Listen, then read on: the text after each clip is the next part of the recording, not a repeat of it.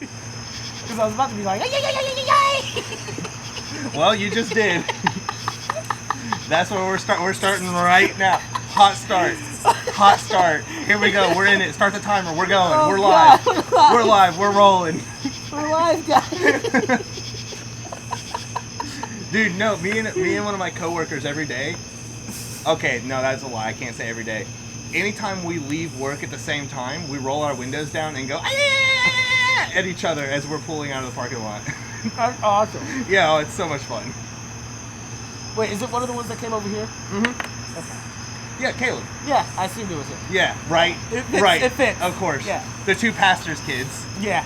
I mean, hey, PK kids, PKs Screaming are the worst. at each other. Like, PKs really are the worst once they, like, get out of their family situation. Well, he still lives with his parents. I don't mean, like, the worst of the situation. Oh, really? Yeah. Okay, so maybe it's the worst once they get to a certain age and you're just like, I finally get to make my own choices. I guess so. I gotta scoot in. I think I'm kind of out of frame. I'm sure it wasn't bad. I gave myself a little bit of room. You get leeway. But no, like, I don't think PKs are, like, terrible human beings. Well, like, thanks. What? Technically, I'm a PK. That's right. Yeah. Man, they are the worst. Like, I'm basing it off of me, at least. And one other person that I oh my gosh, she was. What about PKs that turn into Ps?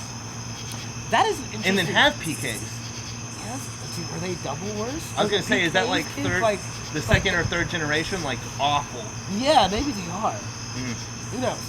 Dude, I learned the story of how, you know those silver spoons that your grandmother always seems to have, or your mother always seems to have, that they bring out for like special dinners and stuff like that? Silverwares? No, see, I'm only used to having china in the cabinets that you never use.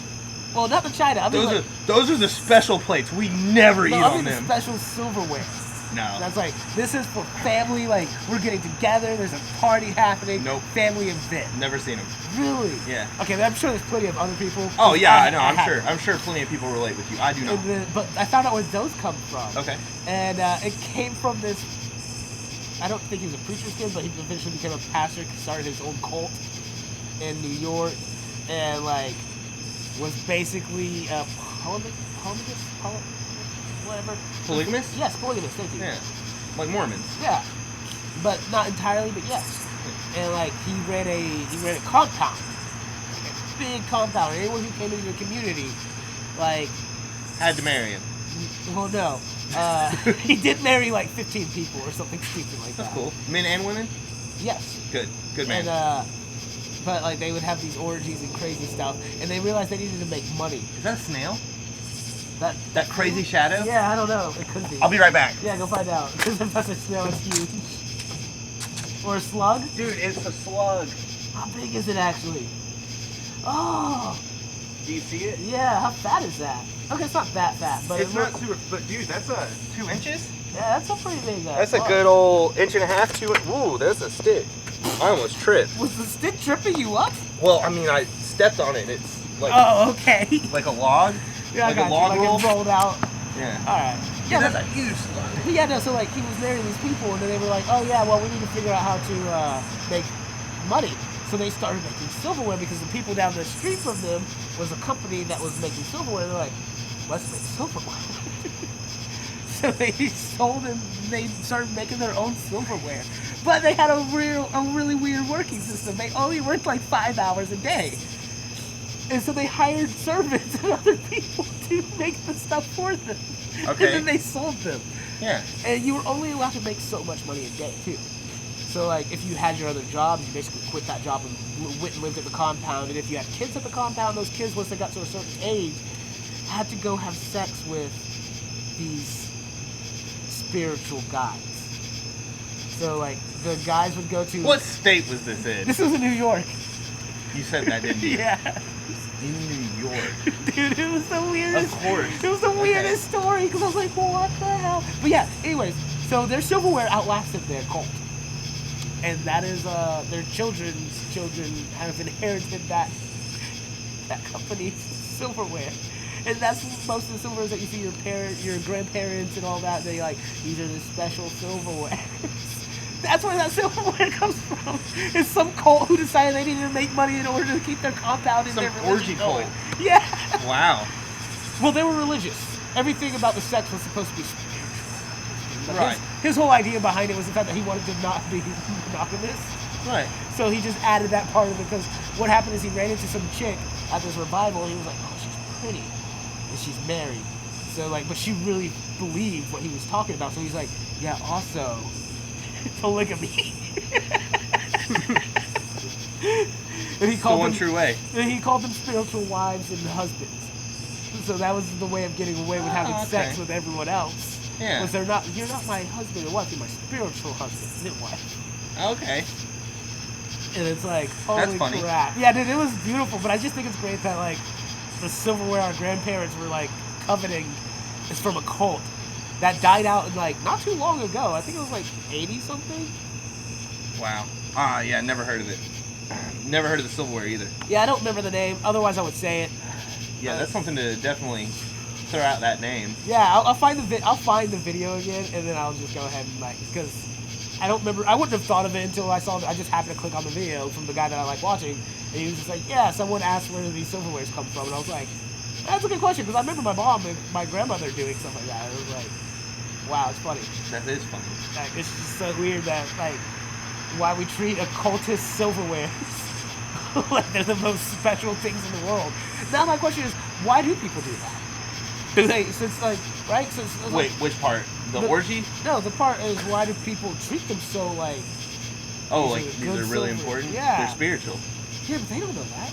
I doubt half the people knew where those silverwares actually came from. Oh, okay. You know, like the cult I have no involved idea. in it. So, like, why would they treat it so special? No idea. It has to be the price, right? It had to be like expensive silver. That's got to be it. Yeah. Yeah, because money makes things more valuable. It's an My interesting personal system. opinion, I just burn it all. It's an interesting system we have. Like, who needs money? Who needs any expensive toys and gears? You just burn it all down. I had this kid ask me the other day, he's like, don't you remember us doing this, that, the other, and blah, blah, blah growing up? And I'm like, no. He's like, how do you not remember that? I'm like, because I, much like Sherlock, believe in one thing. If it's not going to be beneficial to me later on, why the hell would I clutter my mind with it? Now, granted, I watch a lot of movies, but I do believe those are going to be helpful for storytelling, which is what I like to do. Right. So, like... It is, but also personal life experiences are good for storytelling. Personal life experiences are great and stuff like that, but, like, I remember the ones that are truly funny or ones that change. But if they were just mundane things, like, for him, they're important.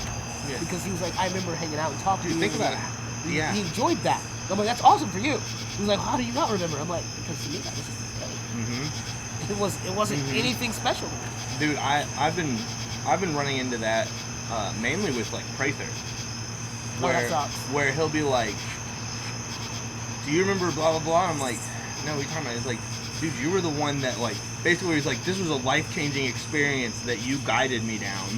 And I was like, "Really? I don't remember It's that like, for at you, all." that was life-changing. It wasn't for me. It was my life. It was just my life. And, like, you feel bad, right, though? Like, 'cause you're like, I wish I could agree with you and, like, help you with this or make you be like, yeah, I remember this. This was a great See, moment. and that's why we just need those little boop, boop here. No, like, this was an amazing moment.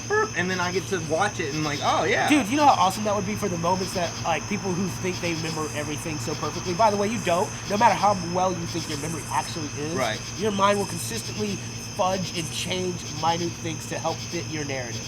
Consistently to the point that you think what you remember is the truth. Well, I know for a fact that the year 2001 didn't happen. I mean 2002. Sorry. No, 2000. Sorry, yeah, 2000. Y2K? Yeah, well, no, I just mean that. So, literally since 2001, I've had no memory of 2000. How old were you? How old am I? 28? Am I? How old are you? I'm 27. So we're the same age. Okay, so you're 27? Aren't we the same age? Yeah, until you turn 28. You're right. Okay. I was just always automatically jump you up a year. Because you were the one that reminded me that I'm not as old as I thought I was. Yeah, I did. Yeah. So, On yeah. this podcast. Yeah, you're right. I'm bad at this. See? Wait, memory. it's not a podcast. It's a show. The show. The show must go on. Okay, so no. Okay, so 2000, I was 9. Yeah, because 2001 you would have been 2. Yeah. Oh wait, so I met you in 2000. So now I do have memories of 2000, don't I? I don't know. I remember that I moved up here in like 99 to 2000. Yeah. But see, the reason I'm saying that is because when I was at the church, we would have the bring in the new year with prayer. Yeah. And so it was 2000 and we did it. And then I remember when 2001, I literally, like, I still remember this because of how, like, thrown off I was as a kid. Okay. Where all of a sudden then it was like a week, and then all of a sudden we were back doing bringing in the new year, and I was like, why are we here? And they're like, it's 2001, we're bringing in the new year. I'm like, are you serious? Like, what do you mean? It was a week later. Your 2000 was a week later. A week. A week long. Yes. Like, that was it. That was the 2000. That was the year 2000 for me. It was 1 week. we went home. I slept. Did school for a little bit. And then the next weekend, we were back at the church praying in the new year for 2001. And I was like, why are we doing this? It's been a year. If you say so. Dude, I remember my parents dragging me to that crap and praying in the new year. And I don't think there's anything wrong with it by any means. I personally didn't feel like it was for me. And I still do, even up to this day, where I'm like, I didn't understand why we went to those. Like, praying in the new year. Can't I do that at home?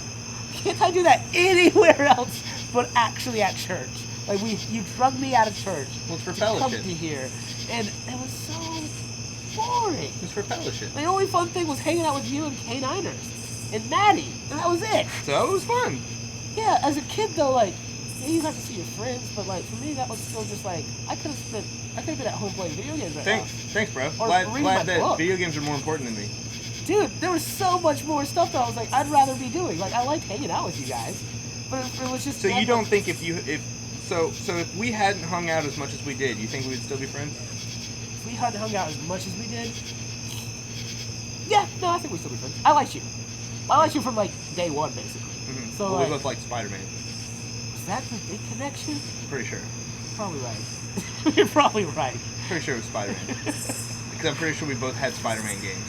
Dude, Wait, that did you have old Spider-Man yeah, I games? had the Yeah. Dreamcast one. Yeah, exactly. That was Me fantastic. too. Yeah, I'm pretty sure that's what it was all about. It was like, oh, dude, Spider-Man. Yes. I mean, but isn't that great though? Friends like, for life. The friendships you make. One of my friends, I don't talk to him as often, and not as much as I should, honestly. He's in the military in DC, and like the way I made friends with him is I drop kicked him in the face. Yeah. That's how we became friends. We met Sounds about right. We met at a slide at McDonald's on 25th Street. Like when it had the playground. It still has a playground. Not as big Wait. as it did. The one right here? Does this one have still a playground? McDonald's on 25th Street. This one does not have a playground anymore. It used to. It had the playground and it had the mini little square that you played video games on. No, dude, you're thinking of Keith Street. That one also had the video game and slide. This one also did too. Okay. I believe you. Because that Burger King used to have an outdoor play area. Exactly. It doesn't anymore. Yeah, no, they It had turned into a patio. They had it. And the only reason I remember that one specifically because it was right down the road from our house, and so we would go to this one. And so yeah, he was going up the slide, and I was trying to go down. I was like, go down, go down. He's like, no, I'm climbing up. And I went, pop, and then slid down the slide.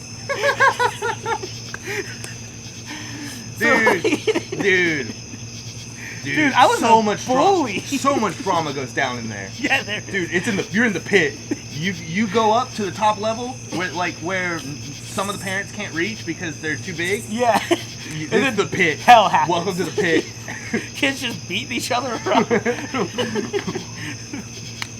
But no, like, I kicked him in the face. He slid down. He had a bloody lip, and he was like, oh, and his dad was like, well, if you guys are going to tough it out. So he was like, he started just going at it, just goofing off at well, I guess at first we were probably just angry at each other. But, like, as it progressed, he just was like, ha, ha, ha. And then his dad walked up to my dad. I was like, oh, yeah, nice to meet you. My name's Greg. And my dad introduced themselves. And then, he was like, yeah, they seem like they like each other. Because after that, we were both just like, ha, ha, ha, ha. And we went and played video games. Yeah. And then, like...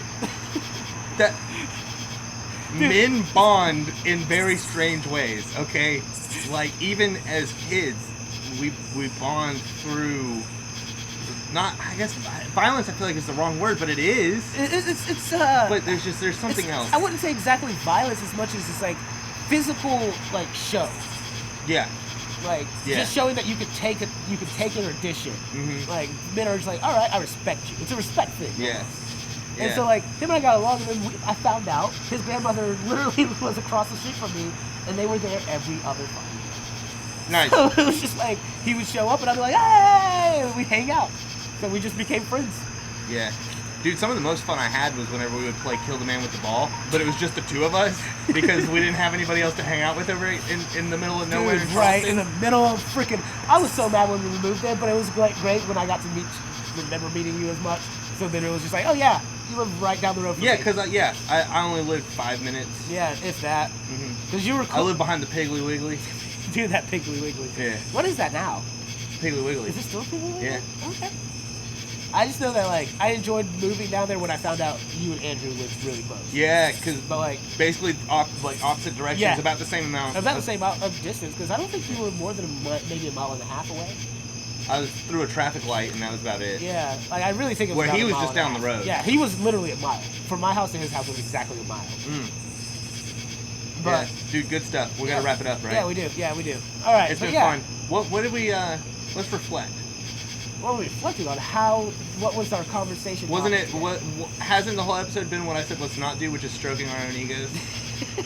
Well, didn't we just do that basically the entire time? We talked about meeting friends. I talked about meeting friends. Yeah, so we're just stroking our own egos. How was that stroking your ego? That was a story of how I met a friend that I was talking to. That's not stroking your ego. Welcome to episode X.